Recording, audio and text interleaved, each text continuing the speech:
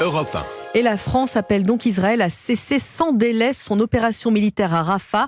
Une mise en garde publiée cette nuit dans un communiqué du Quai d'Orsay. Oui, le ministère des Affaires étrangères réclame à Israël de reprendre la voie des négociations, la seule pour obtenir, je cite, la libération des otages et un cessez-le-feu durable.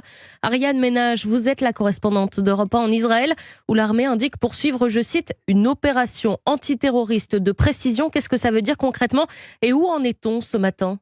Eh bien, l'armée israélienne, troupes au sol et artillerie, multiplie les opérations à l'est de Rafah, dans la partie orientale de la ville où elle avait lancé en début de semaine des ordres d'évacuation. En quelques jours, selon l'UNRWA, au moins 110 000 Palestiniens ont repris la route pour fuir les combats. Et puis Tsahal garde le contrôle du côté gazaoui du point de passage de Rafah. C'est la seule porte d'entrée vers Gaza qui n'était pas encore contrôlée par Israël. Depuis plusieurs jours, l'aide humanitaire n'y passe plus. Ce point de passage, il se trouve en fait sur ce qu'on appelle le couloir de Philadelphie, un couloir d'une quinzaine de kilomètres qui longe la frontière égyptienne et sous lequel il y a des tunnels de contrebande. L'un des objectifs israéliens est donc vraisemblablement d'empêcher le réapprovisionnement en armes et en fioul du Hamas par ces tunnels.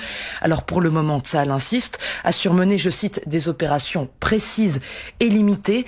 Mais la grande question reste, est-ce que c'est le début d'une intervention plus vaste sur l'ensemble de la ville ?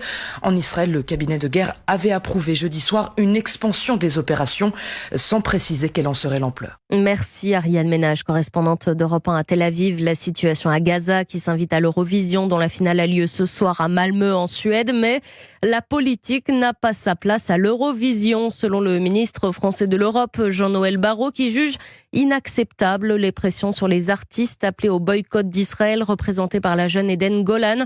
Notez qu'une manifestation anti-Israël doit avoir lieu aujourd'hui. Près de 20 000 personnes pourraient y participer, encadrées par des renforts policiers venus de toute la Suède, mais aussi du Danemark et de la Norvège.